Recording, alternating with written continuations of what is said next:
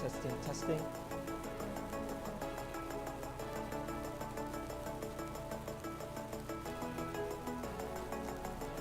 Testing, testing, testing. Jason, is there any feedback here? All right. Let's see. Oh, yeah.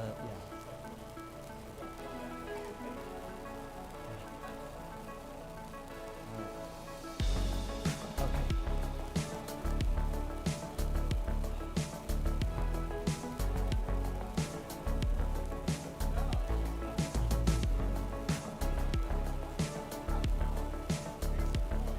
Oh, what?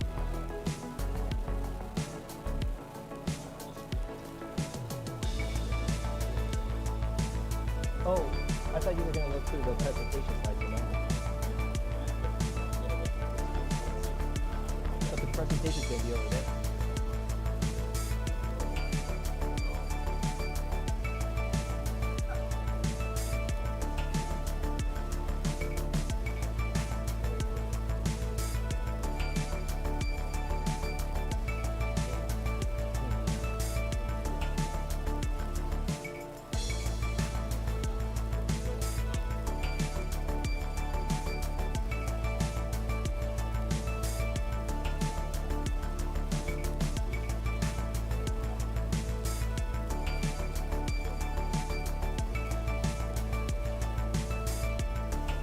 Where I can see it. Yes.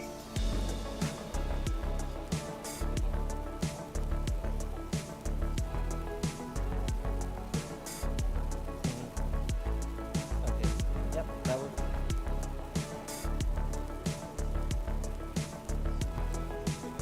It's going to be on the bottom right corner. Yeah. Right.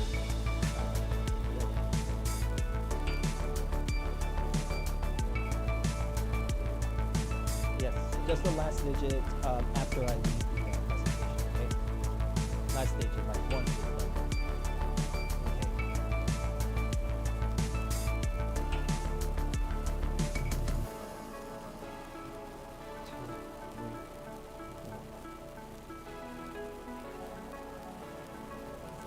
Yeah, thanks Asmbly. Welcome to Maker Showcase. This is an event where makers in the community come together to showcase their presentations, to showcase their project, their problem solving, and their learnings along the way. And afterwards, stick around, get some mingle time, pick the brains of these fellow makers, and really get some person-to-person human interactions, because we all need more of those nowadays. Before we get started, I just want to make a quick announcement. The registration for our summer camp is open, and this year we added, aside from Renaissance and board games, we also add a third, can you remind me?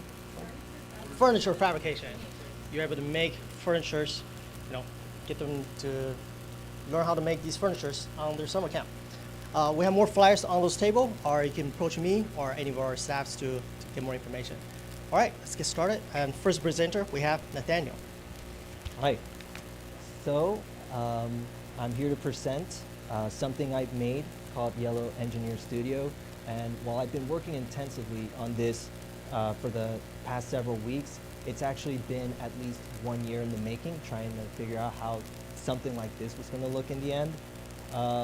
The way that it all started is that I actually tried to build like a little house that I could somehow put outside.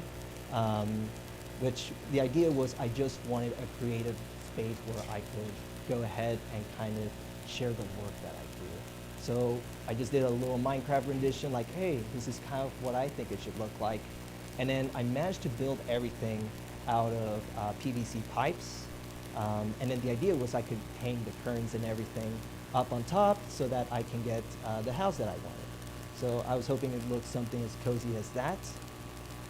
Problem is, whenever I tried doing it outside, the wind would start blowing it, and even if it's very, very light, it's trying to rock the whole thing. I'm worried that's going to fall apart, and as it turns out, I just can't do it outside.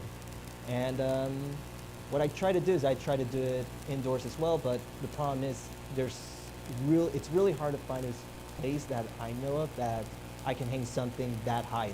I'd say maybe like 8 feet high. And it was just troublesome. So that was already like a problem that I encountered, that I just couldn't figure out how to build that little house, how I can get myself a little place that I can go ahead and share to people what I'm able to do. So unfortunately, I was stuck with that, and I wanted to figure out how I can get past this. So it's similar to what happened to the monopoles. Like when I was stuck, what did I do? Well, you can ask ChatGPT. Helps out a little bit, and it's not just about coding. This time, it's also just about ways that I can find myself where I want to get to, and then I could also try something like Claude, and then try different combinations and see what I can do to get closer to my goal. Go ahead and leave the presentation there for a bit.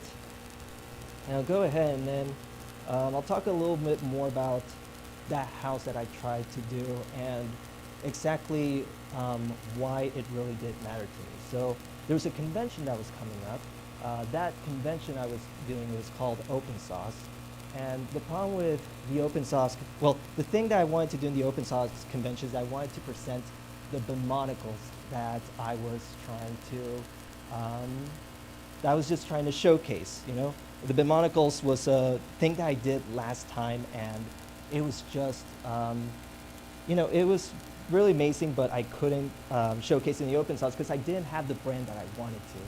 So what I did instead is that I wanted to focus more on, okay, can I at least do something online that I can go ahead and that I can go ahead and showcase online for the time being while I didn't have anything to do physically.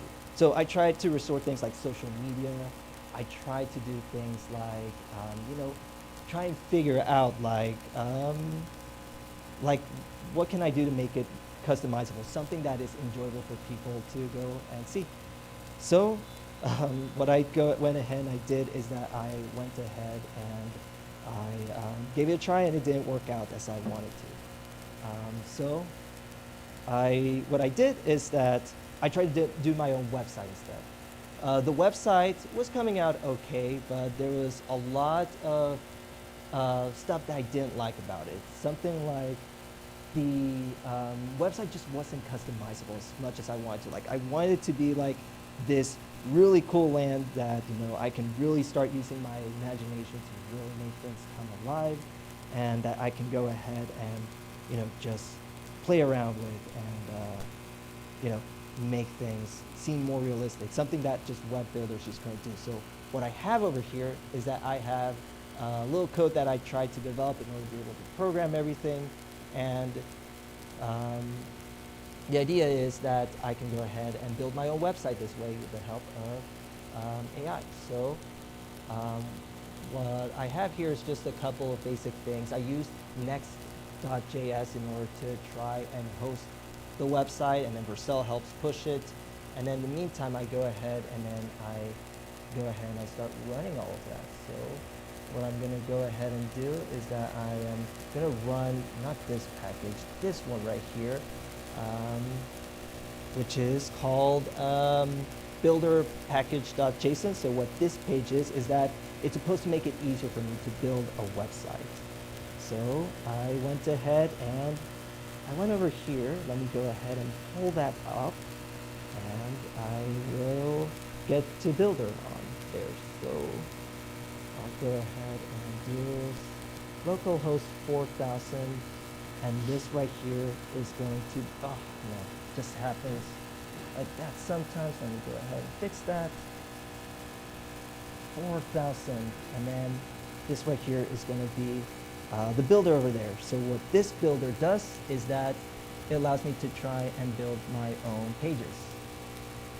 So I will make it like happy. Let's name it happy, and let me go ahead and access the home here. And what I programmed over here is something that, oops, actually I forgot to get something that is on. you have to get this going because this right here is just something that will make it work. So let me go ahead and refresh that. There we go. So what I can do now, let me go ahead and see it over here, is that should appear here if I can get it to work. It's not doing. What this is that's supposed to be a builder where you can go ahead and put all sorts of different things on top of it. Okay, so we're getting there. Hang on. Let me see what I can do here. Come on. Planets. Here. Okay, there we go. So this is just an example of a preset that I can do. The way that it works is that you can go ahead and,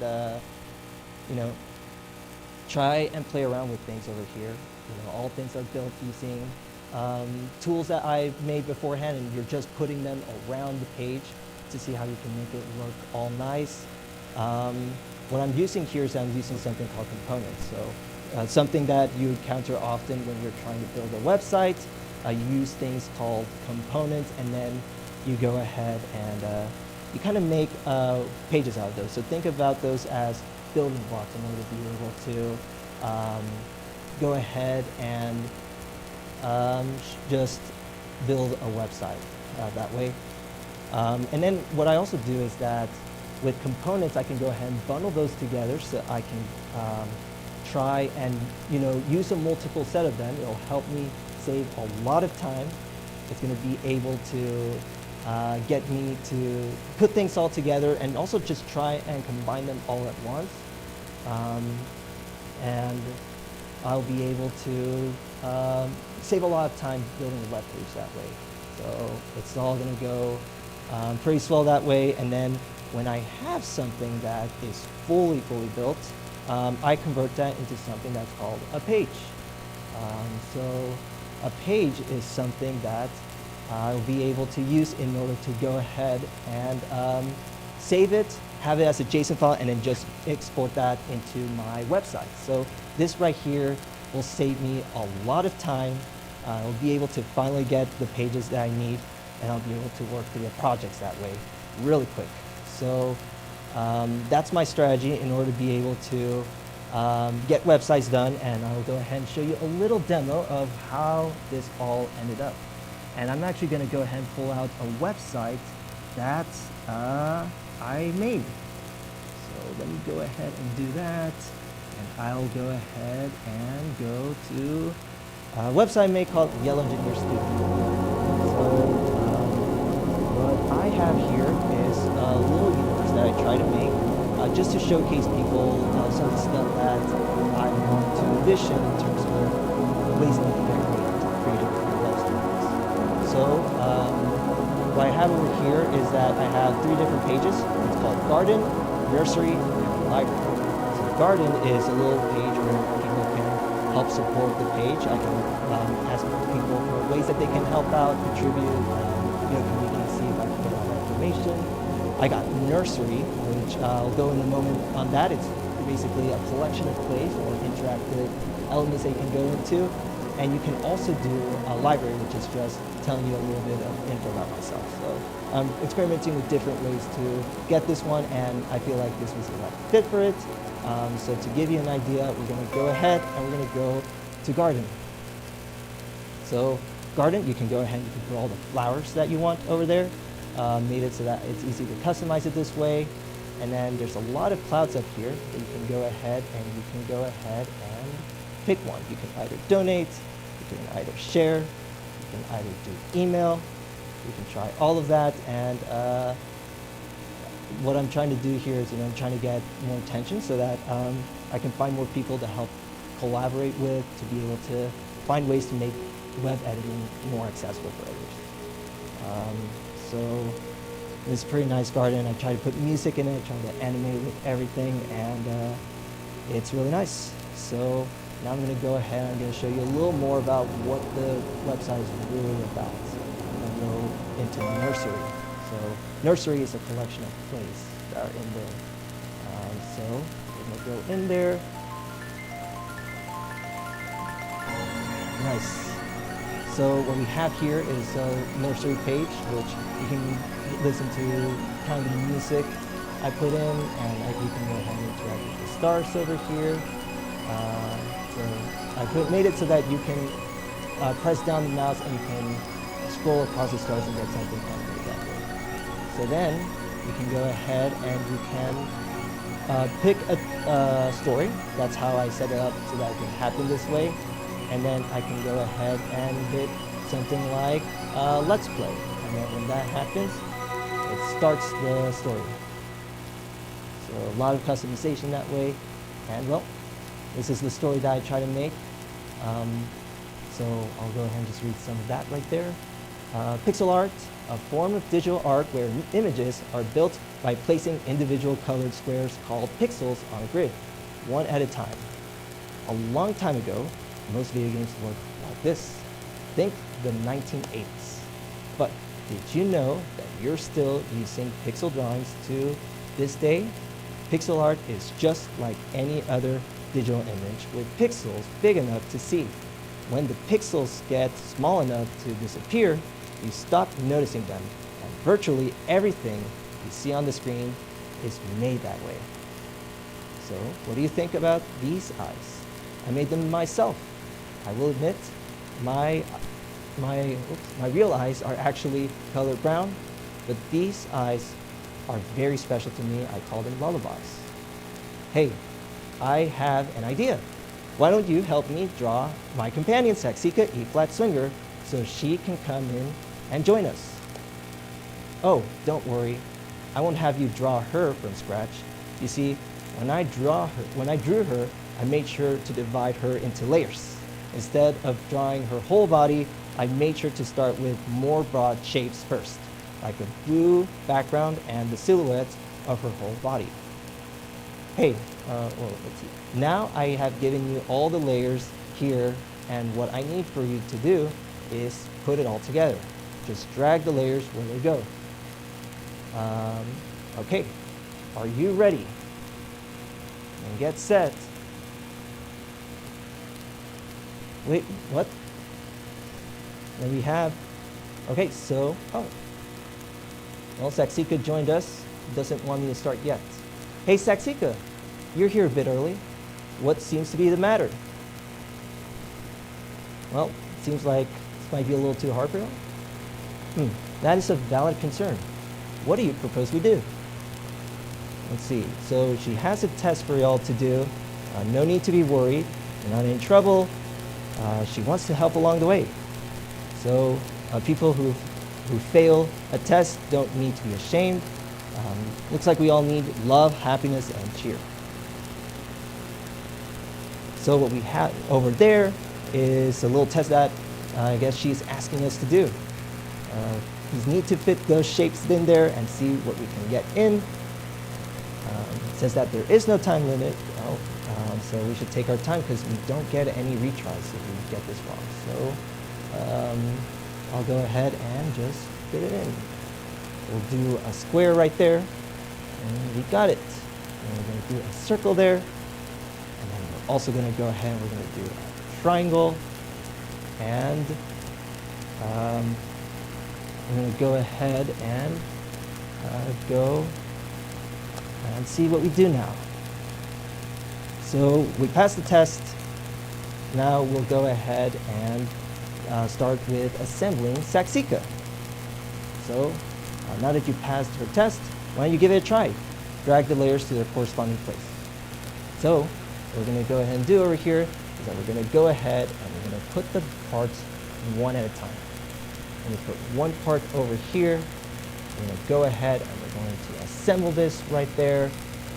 There's also a little hint there that appears. Don't worry, we'll pretend that you solved it on your own. But we know how to do that. We'll go ahead and put white buttons over there for the saxophone. We're going to go ahead and we're going to put the braces there. Okay, why am I looking over there? I can just do it here on my screen. I'm going to go ahead and I'm going to do all of that. You put the wig on Saxika. You put the eyes on Saxika. You put this right here. And then we finally put the this part there. All right, so sweet. I didn't draw her by memory. I was observing her while she stood next to me. I even taped several sheets of paper together just to get an outline of her. I think it would have been easier to take a picture of her and set it on my computer. But the point is, people get better at drawing real objects by seeing them. So Saksika is now here to join us, and now she's going to try her own pixel art. It's too many resolutions. Whoops, I forgot to specify the resolution. That's too many pixels, so we're going to reduce the resolution so we use less pixels left to right and up to down. So you used 1024 by 1536 pixels. So why don't we bring that down to 64 by 64 instead? So, all right, let's see what she does. I don't think that counts. So she's troubled. We're going to go ahead and give you a little example of one way that you can draw pixel art. So we're going to go ahead and we're going to start with a fresh canvas. We're going to take this apple I found on the internet and lay it transparent over the canvas. Or you can move it to the side. It's up to you. So one of the options you get to do is you get to move the apple at the side. We can put it over there and it can be a very helpful reference for you to use. Other things that you can also work with is you can change the scaling tool. So you can go ahead and you can scale that as much as you need. You can go ahead and move it around as you need it. And you can do 32 by 32. You can scale it even further like that. Whatever works best for what you're looking for to work on this drawing better. And there's also going to give you a brush size that you can go ahead and you can use. The first layer is simple. Color your background. When you pick any color you like, the choice is yours. So we can do, for example, a blue background layer, and then with the bucket tool here, you can select that, and you can just go ahead and you can put everything right there. And then we go ahead and we said we're done. Let's now work on the second layer, the outline. Trace the edge of this apple since this is all in a separate layer. You will be allowed to go back and change if you mess up. So we can go ahead and we can hide that temporarily, and we can start drawing. We can start drawing this up around. So it's gonna not be super perfect, but it's completely fine. We're gonna go ahead and we're gonna draw that, and you can always hide that outline once you're done actually doing the fill. So this is just like a really helpful reference for you to work with. Now we're going to fill the apple with color for the third layer. So we're going to go ahead and we're going to move on to the next layer. We're going to go ahead and do something like that. I think we're going to go ahead and also increase the brush size so that we can go ahead and paint all around it. So let me go ahead and do that. And I'm going to do this and get all that right there. So we got the red part over here, and then now we're going to go ahead and, oh, that's not the right one, so let me go ahead and delete that. I'm going to do the green one here, and we're going to go ahead and paint it like that. And then there's a little stem over there as well, so what I'm going to do is I'm going to grab this one over here, I'm going to decrease the size, and I'm going to paint it just like that. And then this is how our apple is looking so far. And say you're done. Now in the fourth layer, we're going to add some highlight and shading to our apple so it looks like a light is shining it. Think of it as adding light and darkness to make the apple look like it's really there. So for something like that, we might be able to pull this out briefly, just so that's a little easier for us to see it. And you just go ahead and you pick the lighter colors and you highlight where you think it's going to look more like it's getting the light that it needs. So I'm going to go ahead and we're going to give something like that to my best of my efforts. I know Sexy could be able to do this a lot better than I could. Well, we're going to go ahead and we're going to mark it like that. I think that's what the shading is supposed to be. Well, I'll go ahead and leave it like that. As far as I could. I'd have to do more shading from that, probably. I'm still learning too. Feel free to play around with more layers if you like. I don't have all the tools here, so I invite you to browse the web. I'm sure someone has more fun toys for you to use. So what we're going to go ahead and do is that we're going to call it done, or we could do some things there, but we're going to call it done, and then you have your own layer right there. So let's see if we can, what Saxica thinks about it. Let's see. We can't see it. Of course, we're not going to be able to see other people's drawings online, so we're just going to say, oh well, you can. If you ever draw something, you can try following these steps and it will help. So, feeling more confident, Saxica? And we'll see. She got her apple now. That looks excellent. Now you've got it. So she's pretty happy. And then if we could draw something too, well, we'll see. I'm gonna give it a try. How about this unicorn? She says, bravo, thank you, Saxica. And you know what I'm gonna do with this unicorn? I'm gonna give it to you. I want you to take it because you've been such a wonderful friend. I made this special just for you. Now you can keep it close if you ever want to dream of unicorns or dream being one. I hope this art drawing brings lots of cheer and good fortune to your life. Oh, there we go. She loved it. She loved it. All right. What is she going to give us? She's going to give us that apple too. Thank you. I'm so glad we all got something to keep. And we do make some good pixel pals. Some very good pixel pals, Saxica. Right. So, hope you enjoyed this play. If you'd like to help this website grow, come visit the garden and learn how you can largely influence the website while you're still here pretty early. And that's the story right there. I'm going to return to orbit because I'm going to go ahead and I'm going to go to the library page really quick. And in the library page, I'm going to go ahead and just show a little bit of what we have over here. It's not much.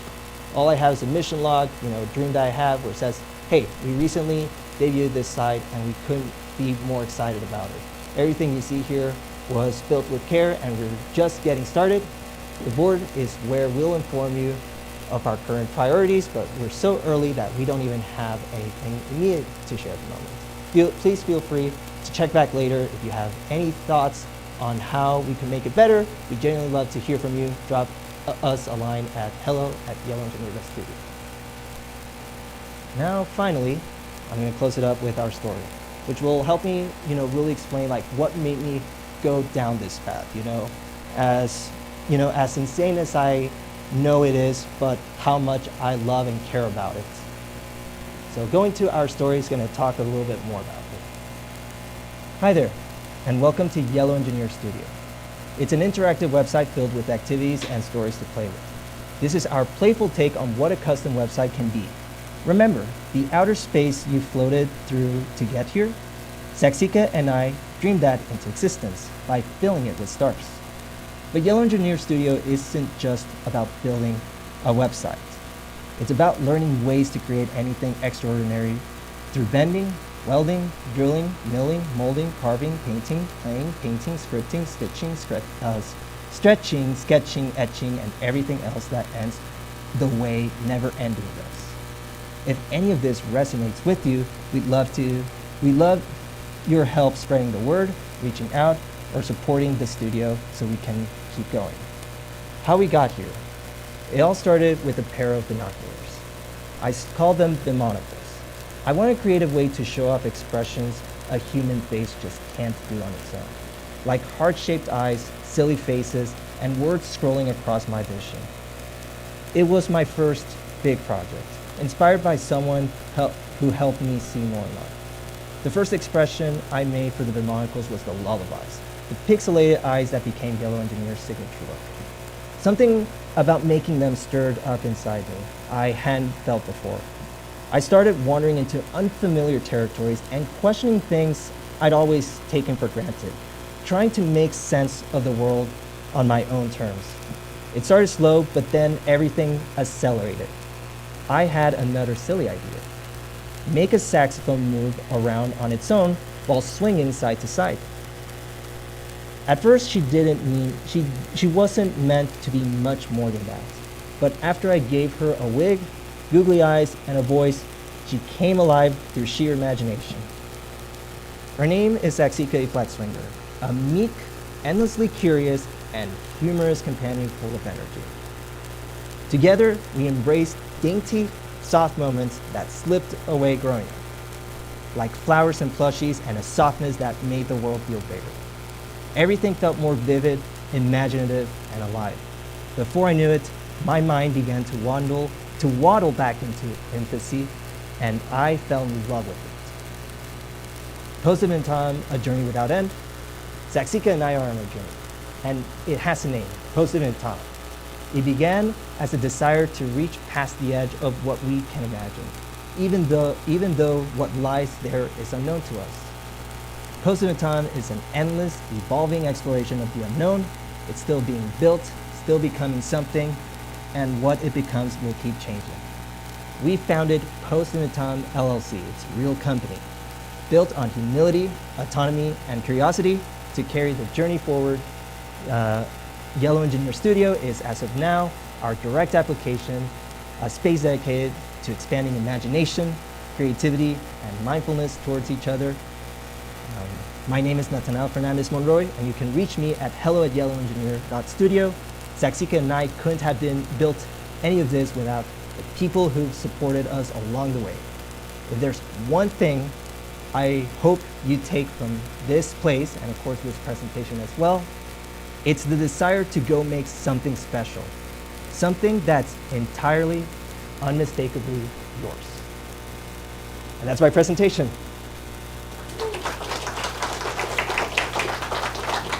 I'm gonna get some water. All right. We have some time for a few questions. If anybody do have some questions, please speak into the mic so we can capture the audio. Anyone?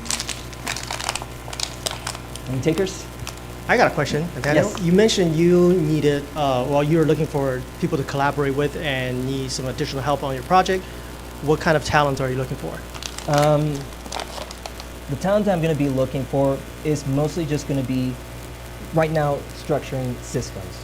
What I'm looking for right now is that I can find systems in ways that I know how all of this is going to be rolling out in the future. So I'm not necessarily looking straight into building how I build a website, although that would be really helpful.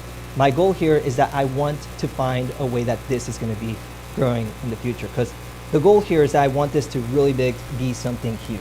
I'm thinking about, ways that we could actually go around and find ways to get people interested into creative crafts, and ways to get more artistic, find their own unique vision, and be able to really expand out that way.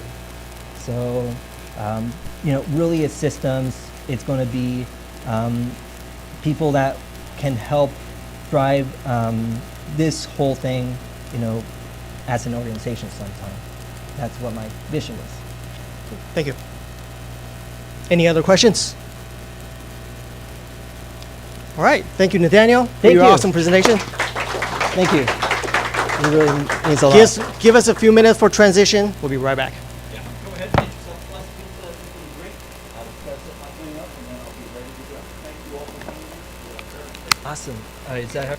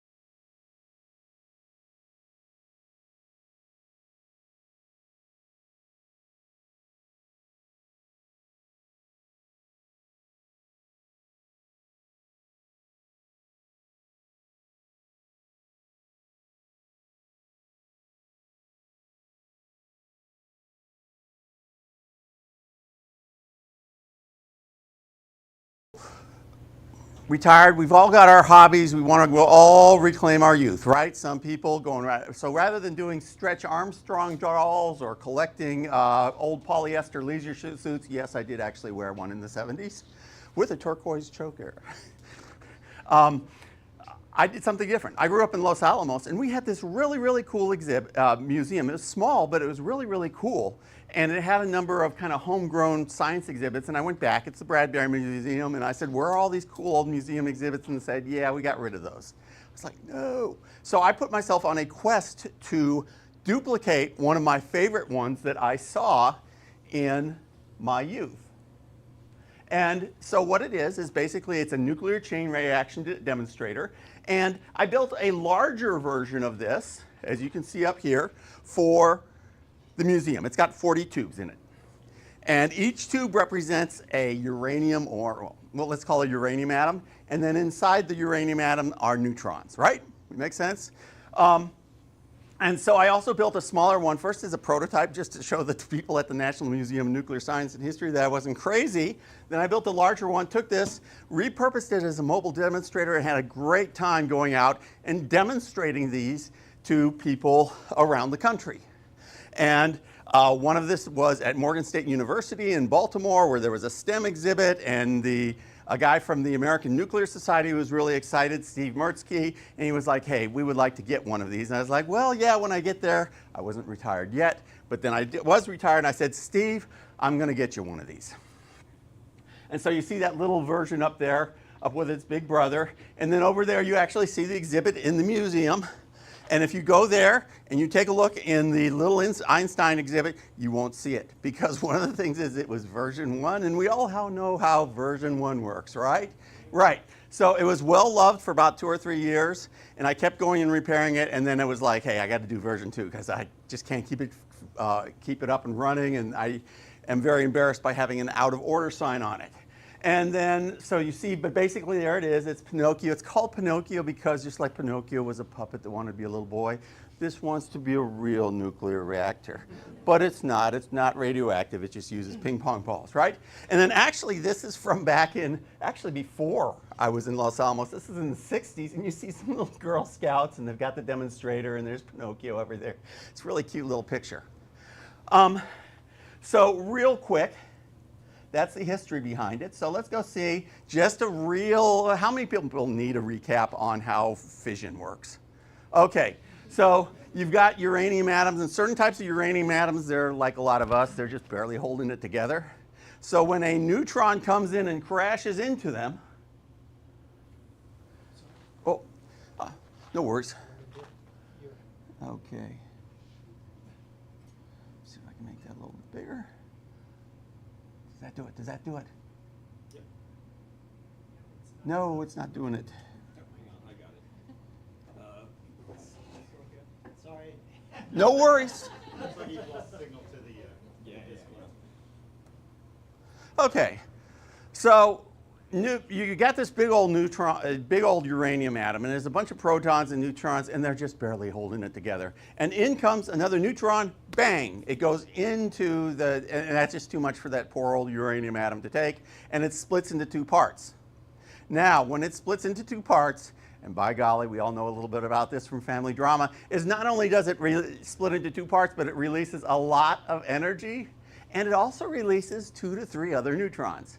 And if you have a bunch of uranium atoms hanging around, uranium-235, hanging around, then those neutrons will bump into other uranium atoms, and basically the whole thing turns into a chain reaction. And if it kind of levels off at the top, you've got a free, you've got nuclear power, and if it keeps on going, then you have Hiroshima or Nagasaki. Not to downplay those, but basically it can go either way. This is going to be a chain reaction nuclear reactor today, so we're happy about that. Okay, so any questions on that? So it's called, and it also releases a lot of energy. So what I'm kind of hinting at is there's a lot of other things that are chain reactions too. Chemists here? A lot of chemical chain reactions. A lot of family drama chain reactions. A lot of different chain reactions. I'm sure we could all think about a chain reaction that is not a nuclear chain reaction. So I think it is good for demonstrating how chain reactions work. And with that, I've got a few more slides, and we could just do a few more slides and do a demonstration. But why wait? Who wants to look at PowerPoint slides when we can actually play with it? So I need a volunteer. Valerie or? No, somebody. Somebody? What's that? Okay, go ahead. And if you will go and insert, he's going to inject a neutron to get this whole process started.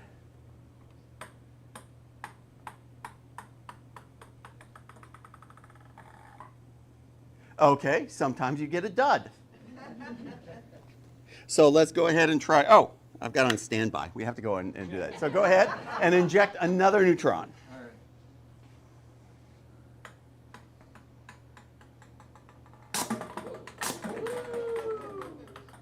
And so you can say they bounce around.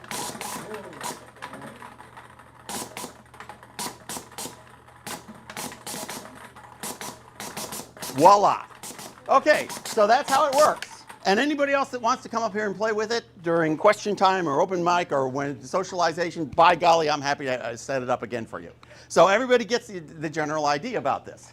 Okay, so going on is I've already done my design. I've already taken this out there and I've learned a few things. First of all is that I really need another version. But I also kind of worked with a number of student classes. I actually did it once at a church, Coffee and Donuts, and it built up a design philosophy. First of all is guided interaction. And we all have the like hands-on, but sometimes you have to dumb it down and make it just total rugged and you lose some learning. And then we all have the scripted stuff, which is not hands-on. So this is kind of in between a guided hands-on where you have somebody that's kind of putting the guardrails, but I've had I've had groups like kids will come up and like, well, what happens if I put this whole bag of ping pong balls in? And I'm like, well, let's find out. And they're like, okay. Or else, what happens if I put my hands over the vents? Well, let's find out. What happens if I put this orange one in, ping pong ball in? Let's find out. So they love to interact with this, and what I've found out is that people are very, at the middle school and high school level, and even at the lower levels, people are very protective. So I'm basically able to show them once, and then I just turn it over, hey, it's your turn, and I turn my back, and the teacher's like, no, they might break it. Yeah, if they break it, I'll fix it. Because I want them to take whatever they can from it. Like at the time I did it at church, Coffee and Donuts, they were just getting out of religious school, and it was so cute because the older boys immediately organize everybody into line to make sure everybody has a turn, and they're kind of like, do this, and boosting up kids and all that kind of stuff, and everybody was very respectful to it, and they had a wonderful time. Second thing I noticed is people take different things from it. So you get yourself a toddler, they just like watching the ping pong balls bounce. About the time they get to kindergarten or preschool or first grade, they want to put that ball into the machine. They want their turn starting that. You get to middle school, they're kind of like, oh, okay, that's a chain reaction. I'll go watch it a few times. Now I understand chain reactions. In high school, it's a little bit, okay, yeah, it's a chain reaction. I've seen that. But they're interested in all this stuff down here. So it's guided hands and as much as practical, and it's maximum visibility. I don't want any magic here. I want them to see everything that's going on. Because somebody might go, I had one high schooler, oh, that's an Arduino. Well, you know what you could do X, Y, and Z. And I'm like, that's a good idea. Says, I could program that for you. I was like, that sounds like a good idea too. So you have people that are able to take what they want. If they're not interested in, I'm not trying to cram the chain reaction down their throat, because it's kind of a simple concept. And it's a little boring in and of itself, but people might be interested, oh, the pneumatics, the Arduino, the electronics, the acrylic, the laser cutting, how'd you make this thing? And I want them to be able to take what they are able to take or what they want to take from it. I mean, not physically, I don't want, although I've distributed a lot of ping pong balls. They're the same old ping pong balls, but the fact that they've been in the Pinocchio chain reaction somehow makes them special. There we go. Different experiences for different observers, what interests you. How would you use this? So if somebody came and said, I want to build one of these, but I just want it for my rave, and I'm going to use black light and glow-in-the-dark ping pong balls, I'm okay with that. If they want to make it into a cat toy, I'm okay with that. Whatever they want to bring from the utility. And then I want to, from the exhibit, I want them to build community around it. So one of the things is, well, we'll talk about that a little bit. Remember the community. Remember the community. And then also open source it. I want it to be open for improvement.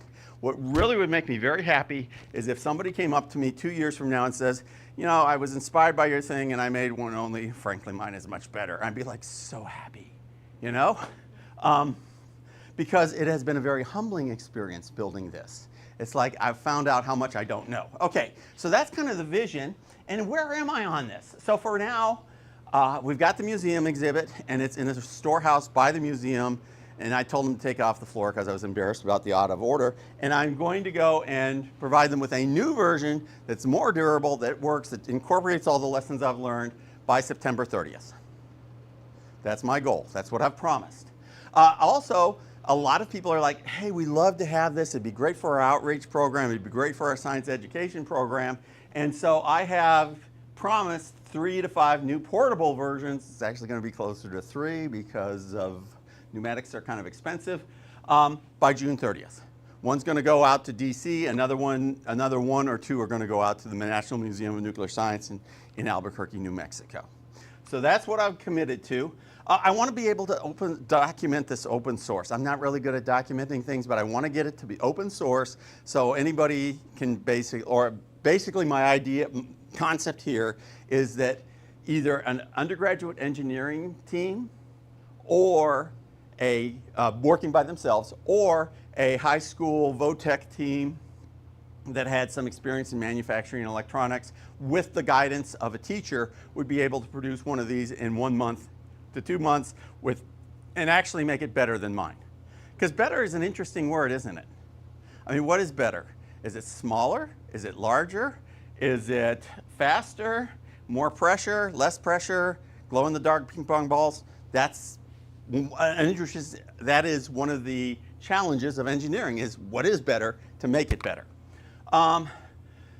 Then what I would like to do is I would actually like to try it out. Since I want to have other people build those and have these teams and kind of put them in as an engineering or a VOTech, part of a VOTech curriculum, what I'd like to do is experiment on assembly. We have all these experts here, and what I would like to do is have, well, like a class, only it would be free.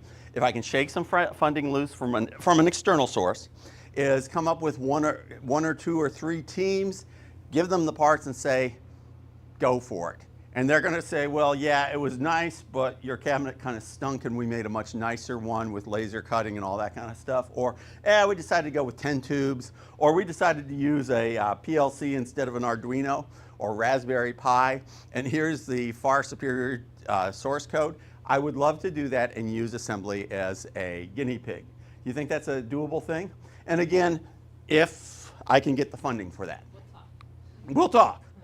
And that would probably be about third quarter or fourth quarter of this year. Once again, on the conditional with the permission, and have that funded as a assembly event.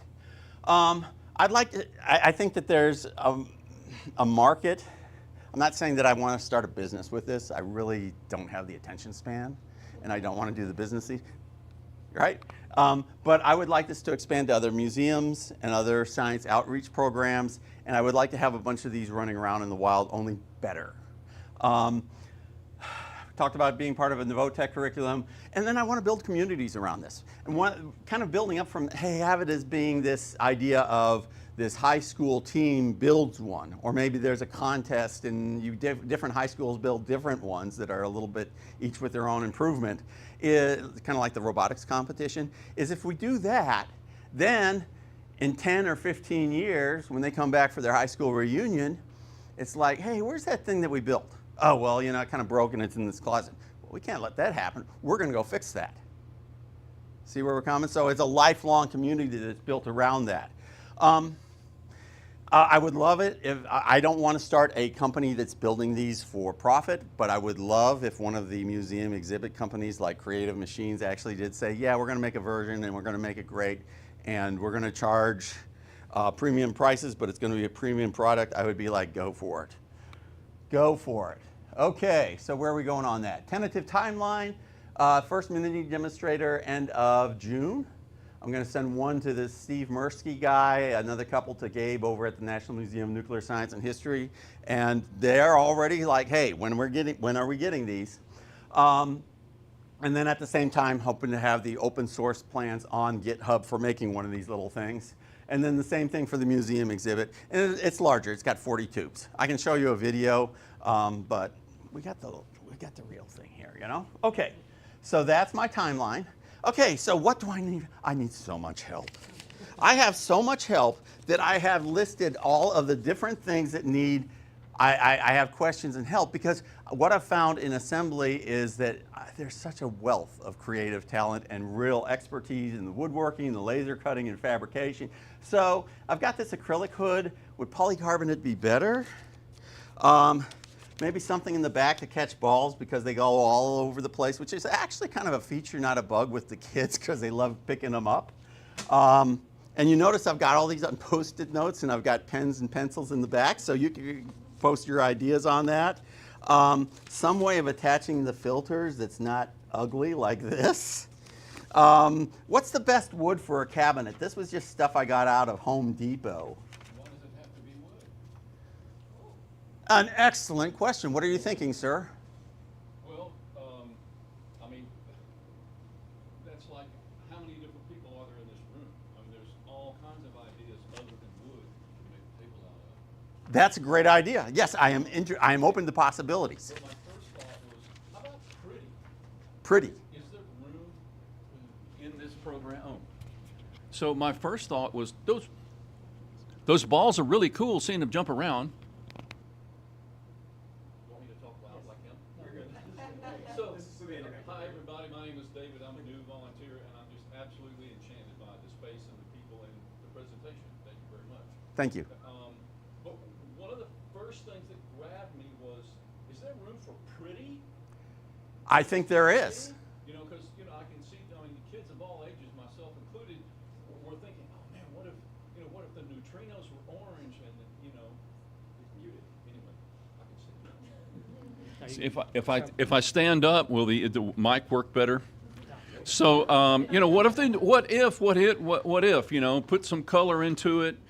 You said you're thinking about 40 tubes. I already got a 40 tube model, maybe even bigger. So you're thinking about, and I thought of, okay, what you mentioned high school and high school reunion. Well, what if there was a great, a dance floor about the size of this room with sensors on it or in the floor, and when you step on it, something happens in the chain reaction. I love it. So I'm just going to put that as a note, and there's plenty. We'll have pens and pencils out there. Make it look nicer. I love it. Okay, I'm not the only one in here with ideas. Let's hear some more. Okay. And we'll get to that in just a second. In fact, I even brought a different set of colored ones for you to write down your idea and put this on here. So I've got the yellow ones, which are ideas that I've come up with. I want to hear your ideas. And here's a marker. Here's this. You can add to these notes. You can put in your contact information. You can come up with your own stuff on this stuff and say, hey, you didn't think about this. And I'd be like, great. A few more that I just want to go through here. My wiring is a rat's nest. How do I organize that? Pneumatics. I'm having the hardest time. I went in and basically said, about 15 years ago, said, how do I do this? And they were like, okay, here's a parts list. And then I lost the parts list, and so my bill of materials stinks, and I'm having the hardest. It's not like electronics. Anybody work with pneumatics here? Know somebody that works with pneumatics? I'm just lost at sea trying to source this stuff. So not pneumatics, but remember old doorbells that had like a magnetic bar, throw it and get, you know, boom, boom. Yeah. So, you know, maybe that could be, you could change it, the propulsion from pneumatic to kinetic. Yes, and actually there is a version of this built by another person, because I'm not the only person, weird old obsessed dude. And he did actually use that, and so I'm open to that. It's kind of a phase 2, or leave that as an exercise for the student, but yes. I'm going to go from 7 tubes to 8 because I've got the stations for it. Maybe I need more. And then my sensor is IR, but it's sensitive to daylight, and I was examining a 38 kilohertz like they use because that filters out the daylight, and I can't get it to work. So anybody that can give me advice that's used 38 kilohertz IR sensor and receiver transmitter pairs would love to have the help. Oh, and then also cabinet. Okay, one of the things is this thing needs to be assembled and disassembled. How am I doing for time? Couple more minutes? Couple more minutes. Okay, big need is I need to assemble and disassemble this. So I want it to fit into a suitcase, kind of take out these 3 parts, unhook them from each other, put it in one part of the suitcase, have the panels, and then what I just have is wood screws. So I need some way of, people that know cabinet fixtures that would allow me to have a little bit better way of assembling and disassembling that. That would be a lot of help too. Going on that, woo, okay. So I already talked about the stuff that stinks. I'm not too bright about funding, but I've got some help with that from the ANS.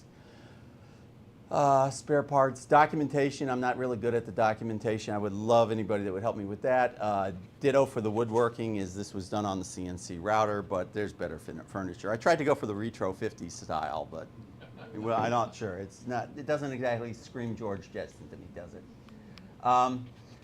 Risks, we don't have to worry about risks. Those are just challenges. That's all I've got. Anybody else got any questions? And like I said, there will be pens, there will be this, and there will be that on the back. Please go ahead if you think you've got a solution, you know somebody that has a solution or something, go ahead and do that. Yes, sir. You'll see why when I do my presentation, but I was thinking about edge lighting the acrylic. Run a strip of LEDs along the bottom of your base there, and then you could have some engravings, keep it minor on the acrylic, and all that would light up brightly, and you could run programs on the Arduino to change the colors and blink it along with the sensors or all kinds of fun stuff like that. I love it. Add the note right here. I will. Okay, thank you so much. I guess that's it, and I need to go put this up. I'll put it over there, and then afterwards, one of the things that's kind of like, okay, childhood trauma story. I have to tell you a childhood trauma story. Do I have time for that? It'll be 2 minutes. Yeah. Okay, so let me tell you more about this museum exhibit. It actually had, when I was a kid, basically got to Los Alamos when I was 8, and I did most of my growing up from there. We'd go to the Science Museum exhibit, and they had these 3 real great exhibits. And one of them were the remote arms for nuclear radiation, and there was a guy that would operate it. And he was such an artist with that. And he would gracefully pour liquid from flask to flask. And as a final thing, he would ask one young man or woman, one kid, their name, and then he would write it out in lovely cursive, take it off with a flourish with the remote hand, put it in a little drawer, and give that kid as a souvenir. And I was never that kid. And then there was another one that showed magneforming, which basically there was 2 little coils, and he put a little electric plexiglass tube, 2 little coils. He put a little cylinder of aluminum foil, and then there'd be a loud, he'd talk about magnetic fusion and magnetic bottles and all this kind of stuff, and he'd push a button, and there'd be a loud crack, and it would make it into a Christmas cracker or a little ornament. And he would give that to a lucky kid. And I was never that person. And then, of course, we had this where it was like, put the ball into the Pinocchio, and once again, guess who was never the person? I guess I was just an ugly kid or something. But so I found out that the remote arms, that's like $1 million, probably about $50,000 of maintenance a year. Not gonna be able to do that. The Magneform one, magnetic bottle one, high voltages, high currents, gonna kill me. Don't wanna do that. But this one I could do, and it is my mission that every single person who wants to put the ping pong ball in to start the reaction gets to do that. So that's my ending story. Thank you so much for your time. Thank you, Louis. Yeah. If you have more questions for Louis, he'll be sticking around after the event. And like I said, those notes, I've made them big so you can write on them. Yeah. Again, give us a few minutes for transition. We'll be right back. Whew. Go ahead and plug the air compressor in.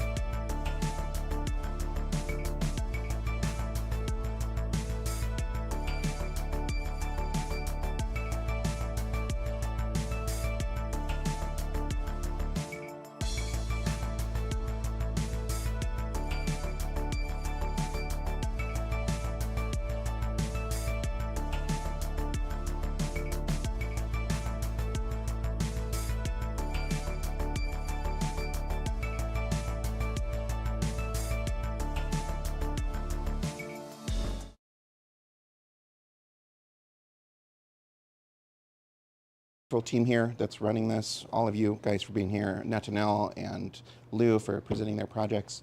My name is Will Fox. I'm going to try not to say too many times in this, but it's been a while since I've done a presentation, so just follow me through here. I created this chessboard. This is the result of a lot of projects over the last few years. I started with making clocks. I'll talk a little bit more about them later. And then the version 1 prototype that's in the front here, and then version 2, and I'm working on a couple minor tweaks for a version 3 prototype before I actually go to production. But this is the Foxy Lich. Sorry, I do have a script here. But let's see if I can maximize this one, then I can. This might work okay. I think we'll try this.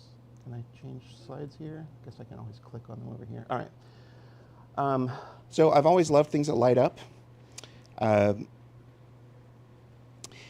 make interesting things that combine that concept. The edge lighting is what it's all about for me. Obviously, I've done this in a few different ways here in front of you. My idea for Foxy came from combining my last name Fox with Nixie. If you've ever seen those cool old Nixie tubes, Fox and Nixie makes Foxy. This is the Foxy Lich. It's short for Edge Lit Chessboard, or Lich, but it's also kind of a metaphor for rising from the dead a little bit. So all of the pieces have an undead theme to them. We've got the king is a coffin, and the queen is a gargoyle, and the bishops are kind of upside down crosses, and the rooks have a little crow on them, and then we've got gravestones for all the pawns. So it's a lot of fun. The colors can all change and everything. So I'm going to show you how it works, what it does, and how all of this led to that. So let's go to the next slide here. Oh, shoot. Okay. So again, we're going to get a camera on here, and I don't know if we'll just do that later, but we don't need it right now. This is really about a few things. The beauty of edge lighting, making technology feel fun, hiding complexity inside simplicity, and getting back into building after some hard years personally.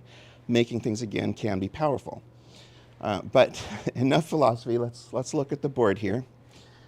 So as you can see, we've got all of the pieces here lit up. These are just 1/4 inch thick acrylic. I'm going to be moving to a little thicker acrylic, closer to 3/8 of an inch, with a little bigger magnets that'll hold the pieces in a little bit better than these do. But this does, you can hold it upside down, which is really cool. Pieces don't fall out. And it'll be even better with the next version that I'm working on here.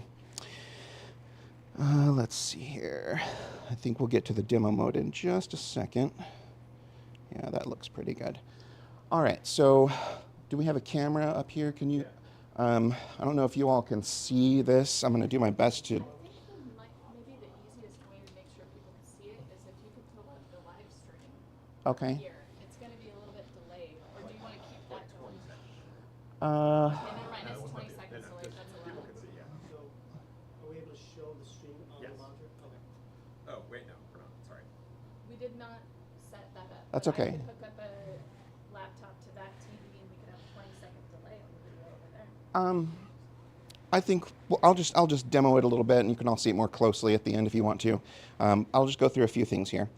So on the board here, both sides have a D-pad, which is a 5-way button. You can actually click it, although the design I've made for the thing here is not quite great for that. I'm still working on that. And we have 2 buttons for either player. So when you pick up a piece, it shows you the valid moves for that.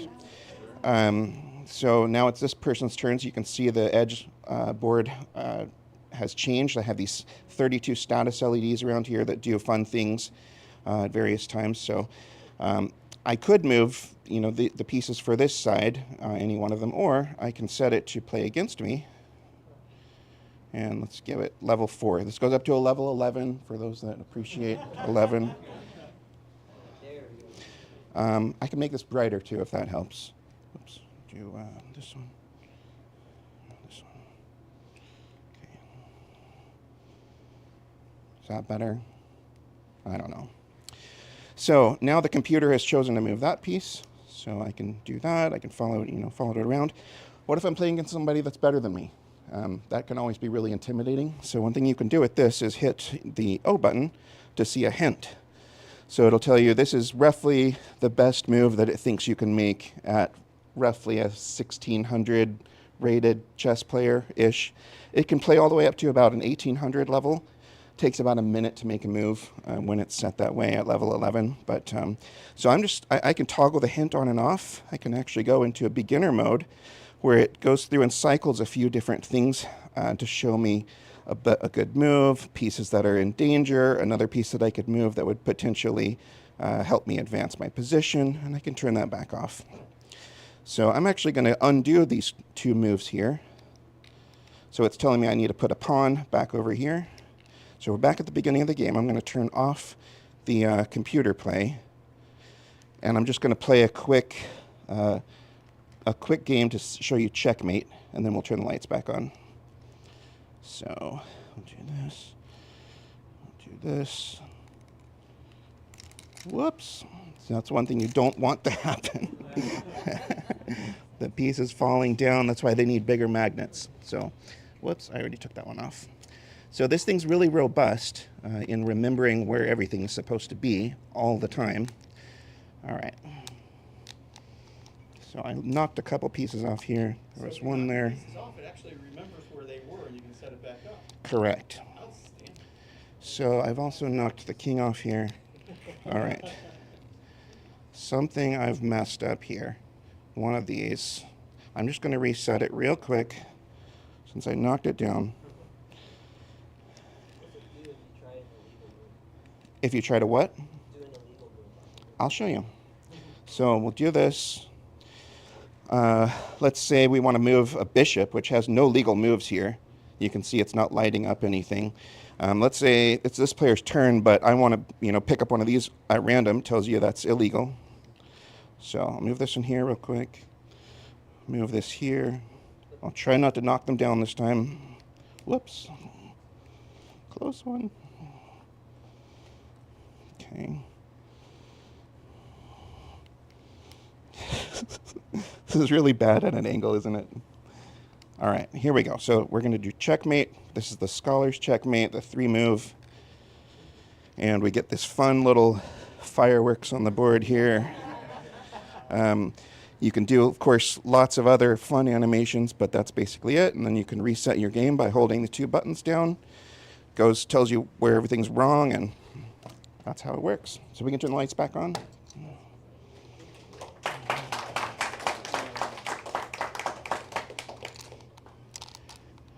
And all right, let me go to the next slide here. I put one of the pieces in the wrong place. There we go. So you might be wondering, does it actually know that it's a queen on top or a pawn or whatever? And it doesn't. It's what we have here are 64 magnetic sensors, one on each square, and we can detect that there's a magnet there or not. And that's it. That's where everything starts from. So with chess, because you know what the starting position is, you can keep track of everything throughout the game, back up, go forward, whatever else. So let's see. I don't know if I showed you that the colors can change. You just do up and down on the D-pad at any time to change those around to whatever you like. I have an app for this that can update the firmware, can change all the settings, and also I'm going to set it up so that you can play previous games, including setting up from the great games in the past that you can find online. So, all right, let's go to the next slide here. So we went through that, change colors, over-the-air updates, hints when wanted. You lift your piece, you see the legal moves. So this is really useful for teaching new players. All right. So let's talk about how we got here. Just a little bit. So this is my Foxy Clock 2.0. you can see, it's got these line digits, but I also made it with the dot digits. This is my old 1.0. This is actually, this one right here is the very first one I ever made. It was for a company that I worked for. They had a really cool program where they encouraged everybody to have their own personal project every year. And I thought, I'm a software engineer, if it wasn't obvious already. And I'm all self-taught, so, everything's just practical experience making all of this. So what I'd never done is take my minuscule amount of electronics knowledge and make a circuit board with it. Like many of you probably remember those cool 50-in-1, 101, 201 kits from Radio Shack back in the 90s and 80s. I had a few of those, as you might imagine. So this is the first circuit board that I made ever. It's all the LEDs are one color. It's got these chips for controlling so many LEDs, and this is a teensy, if you guys remember those, kind of like an Arduino, but very similar. This is, I'll talk more about it later, but this is a little closer to a really fast Arduino than this is, although these guys are pretty fast too. Anyway, first one, this is all 3D printed, had holes in here for all of the LEDs, obviously, and to try to light up the digits that are over it, and these digits fit into here. But after this one, I wanted to make, and you might appreciate on the back here, there's a cat, the grumpy cat logo, with the eyes being the buttons. But I wanted to make it RGB, so I found RGB LEDs that I could solder into a board. So I made a new circuit board, ordered all the LEDs, soldered them all in. The holes were too big, so I got a ton of bridges, and it was real difficult to get this one to work as well as it even does. It barely works right now. Pretty funny. So then I kept refining it, released that one in January of 2020. It hit Hackaday, which was really cool. I can pull this up here, I guess. Does that work? No, whatever. And I kept working on it. After that one, which was decent, I still had a lot of issues with it. This is the same circuit board, by the way.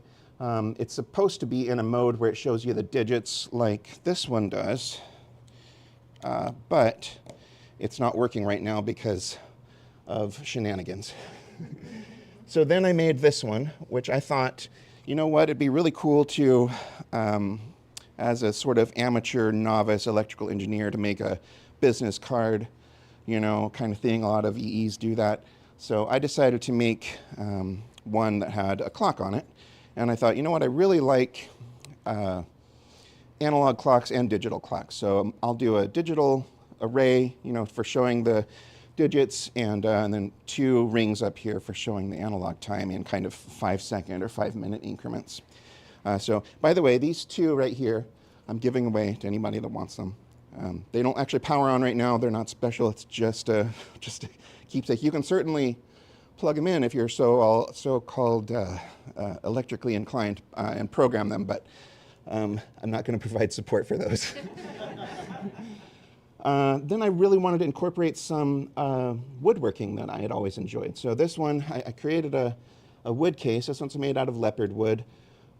Smaller digits. These are actually the original digits that came on that clock, and then I refined that design a little further and kept going, and it gets all the way to these 2. Those are my best. And I have an even better one after that. But you learn so many things when you're developing things like this. After that one, I was like, okay, I'm ready to make the Foxy Clock 2.0, because that was the 1.0. And so I came up with this crazy idea with these little floating boards, and it was just a hassle. So I went back to the drawing board, created this one with roughly the same LEDs as this one, same processor, but then I don't remember what it was, but one of these I lost access to at the PCB maker. And so I decided to change to different LEDs and a different main chip. And this is the ESP32C3. It's a RISC-based chip, which is really, really cool.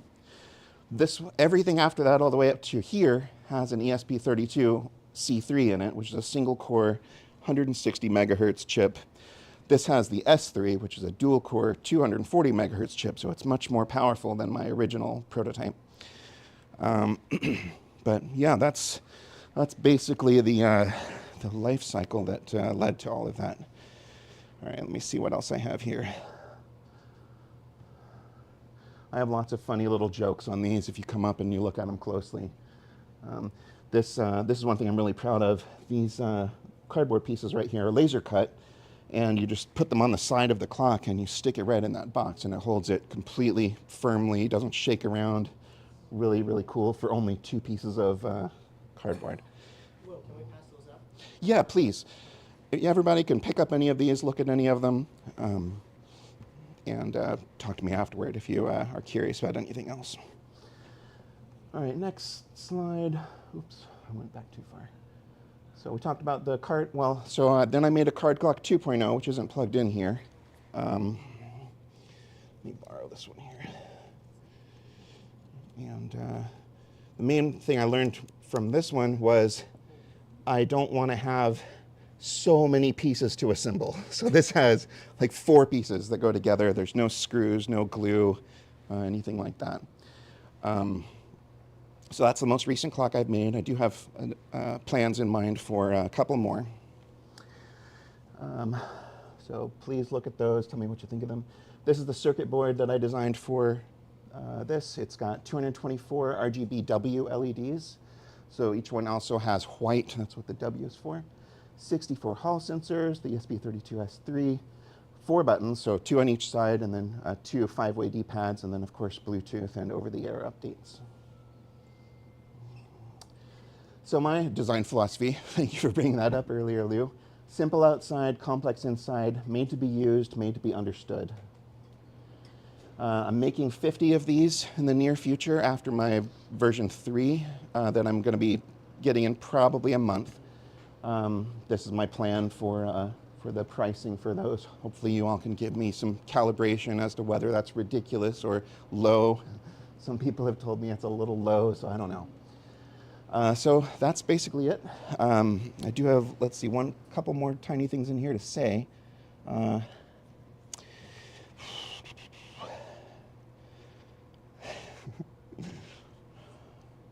That might be it.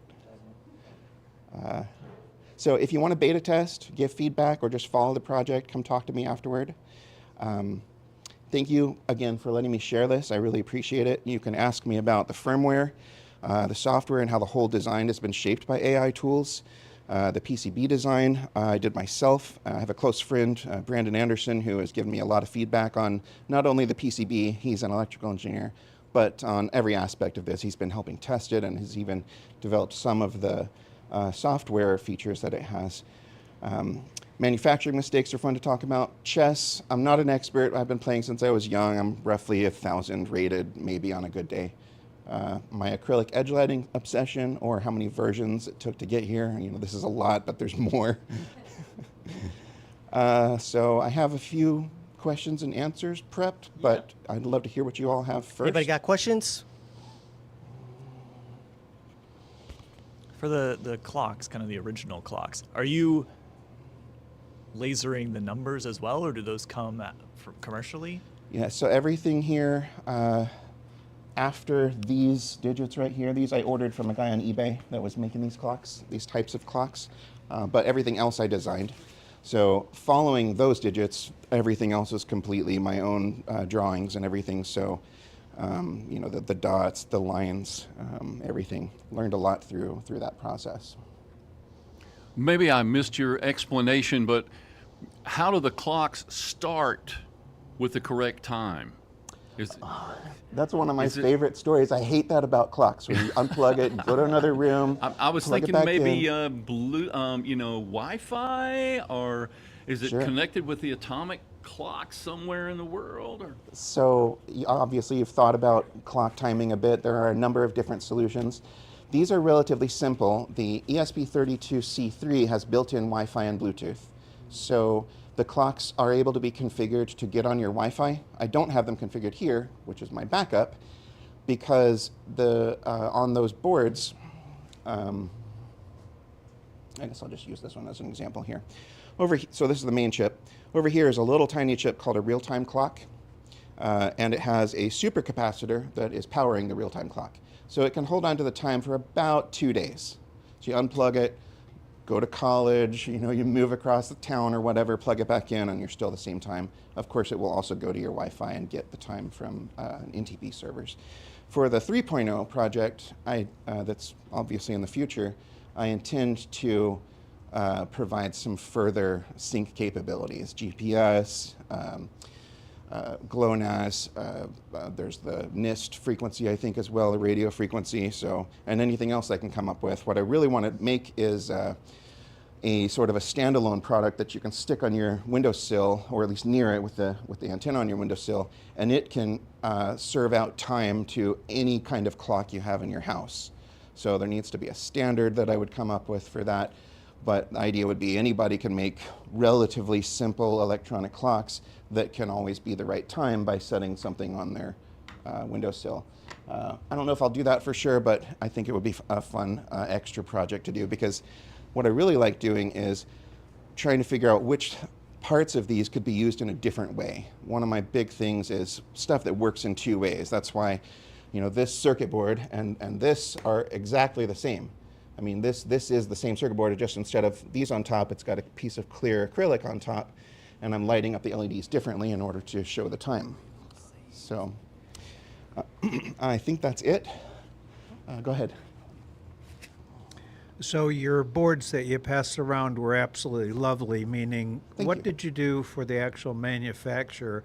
Did you have them put in place all the parts, or did you do that? Great question.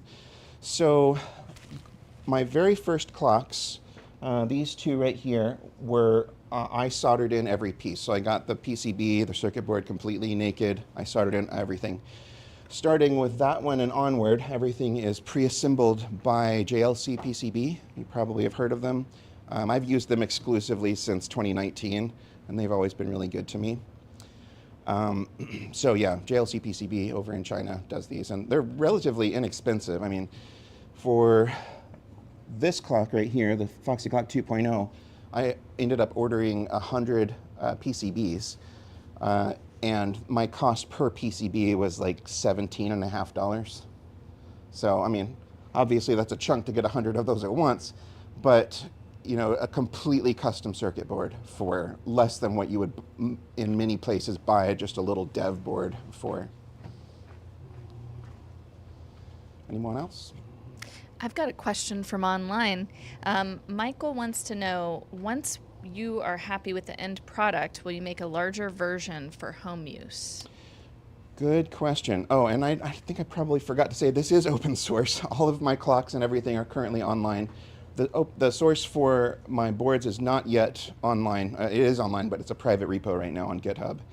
So this is fully open source. I want people to change it, make it better, create your own chess pieces, order them for like 30 or 40 bucks, plus the magnets, which is probably another 15 bucks or so, and shove them in the bottom and glue them in, and then you have your whole custom chess set.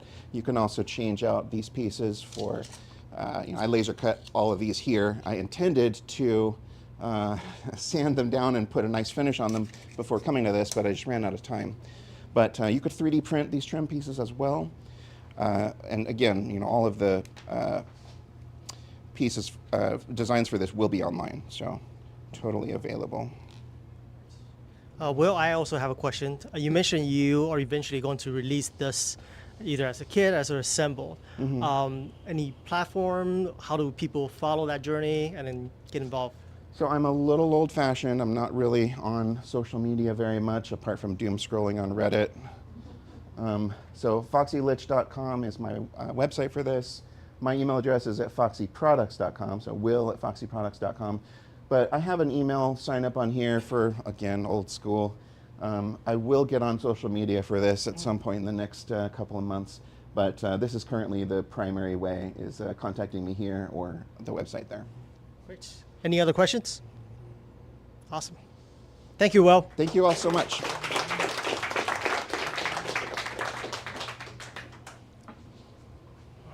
Awesome presentation. Thank you. Thank you, everyone. So that is the main presentation of the day, but give us a few more minutes. We're going to have an open mic section. So if you have a project that's ready to talk about for 3 to 5 minutes, come on up.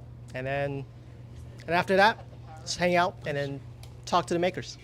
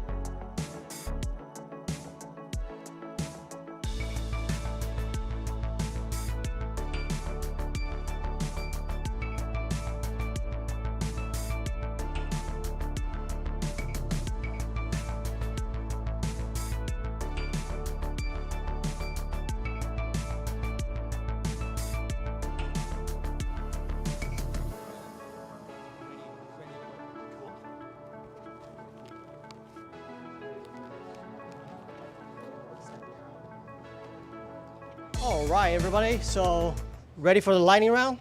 We have this section called open mic. Each presenter can just bring their project and talk about their project for a short, 5 minutes or so. And so, first we have Austin here with his project. Hello, everyone. I'm Austin. Thank you. I'm a big fan of pizza, making pizza at home. There was a quick little talk on Discourse a few days ago about pizza steels versus pizza stones. I'm a pizza steel sort of fan. But that brought up the topic of this pizza peel that I made in the wood shop. And I want to talk about this in two sections. So I'll talk about the physical construction a little bit, but then I also want to talk about how I went from like idea 7 a.m. in the morning on a Saturday to full pizza peel by the end of Sunday, and how I don't get stuck in the design process and just go. That's how I prefer to work in the wood shop. So construction-wise, we have our paddle here. This is just a piece of cherry on each side, or possibly maple, I'm not sure, and then walnut in the center. This was glued together as a 1-inch thick chunk of wood, just edge jointed. There's no mechanical fastening through either of these. It's just straight glue. And then taken over to the planer and made thin.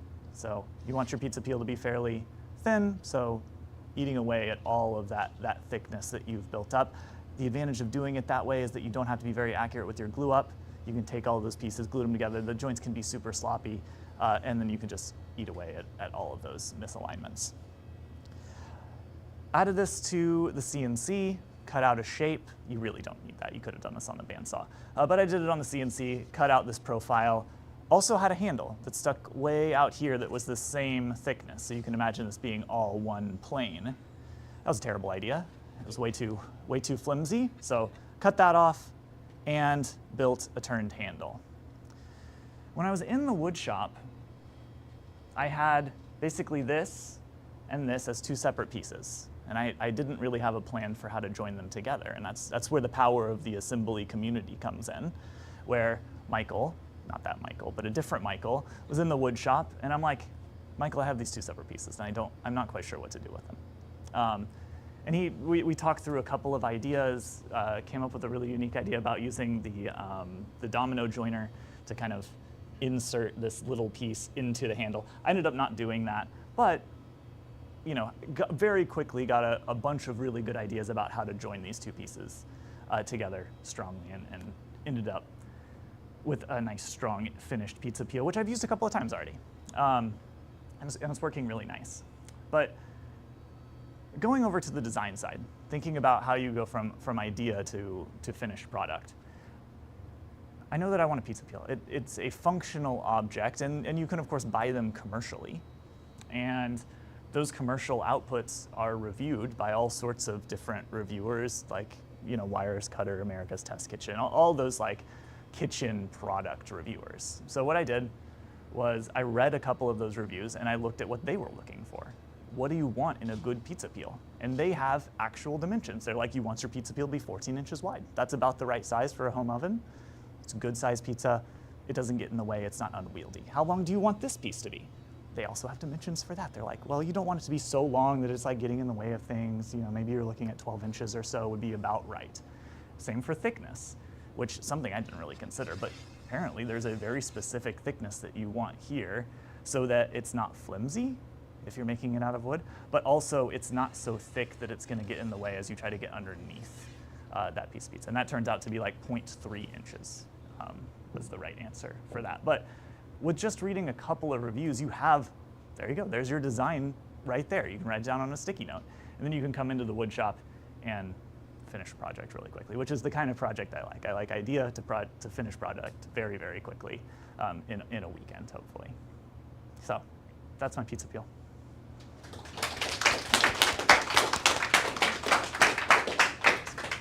Thank you, Austin.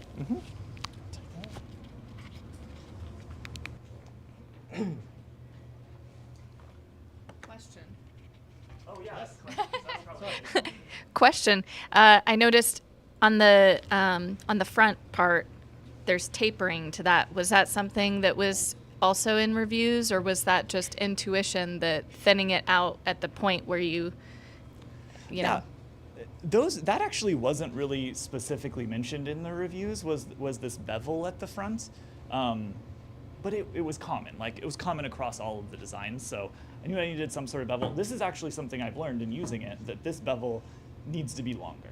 You know, it does kind of bump the pizza backwards a little bit as you're trying to slide underneath. So I'm actually planning to go in the wood shop like after this and make that longer and see how it goes. See if that longer reach slides under more easily. Yeah. Nice. Austin, how would you make that bevel longer? Edge sander. Edge sander. So Okay. let's see, this is the edge sander here. I'm just gonna hold this in my hand carefully and slowly edge sand back and forth like this until this extends backwards longer. I might try to take this out to like an inch and make it pretty sharp on the front corner here. Yeah. Thank you. Anybody else for questions for Austin? All right. Once again, thank you.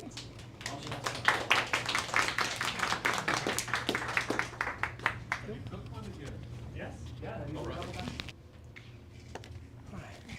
That's me. Oh,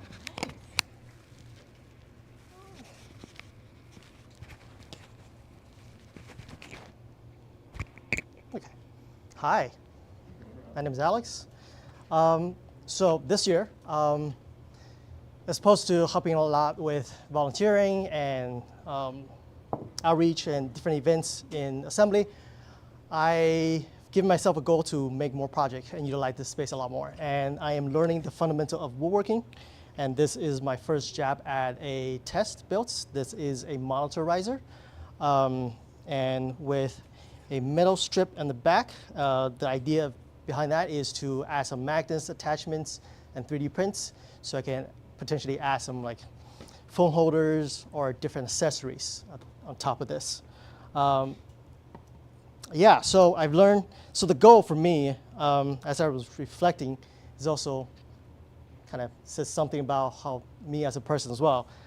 On this project, as I'm learning the crafts, I'm trying to do different things at every angle and make as many mistakes as I can.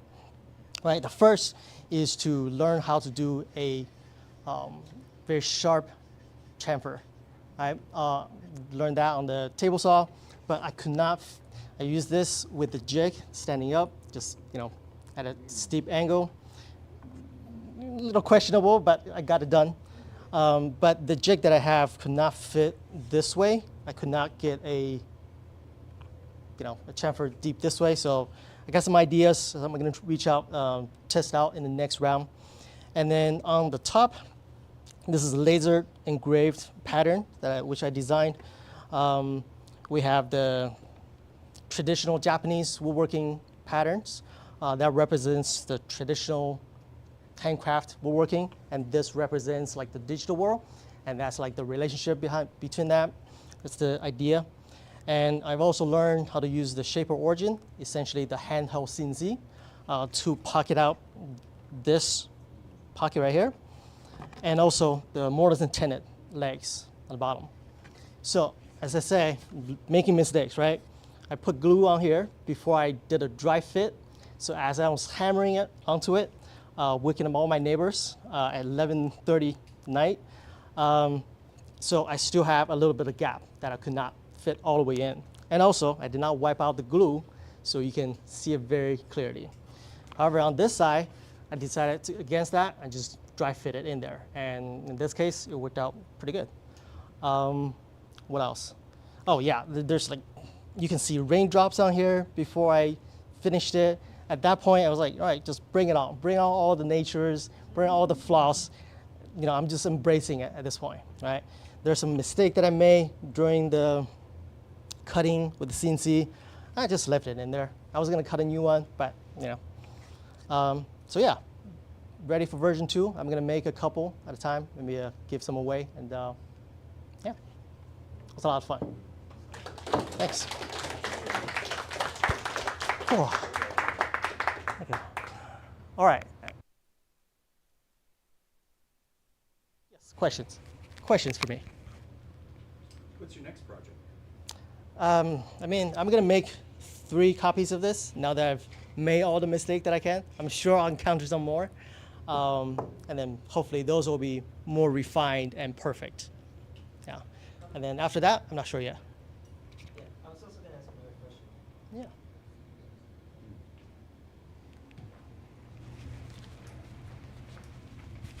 Yeah, I was going to ask, how much longer do you think it's going to take now that you know how you did the first time when you think you do it the second time?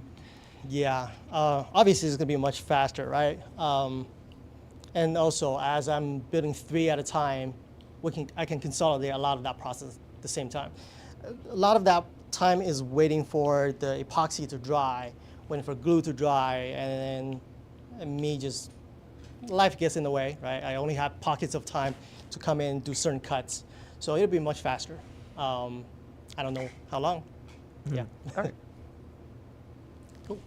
Anything else?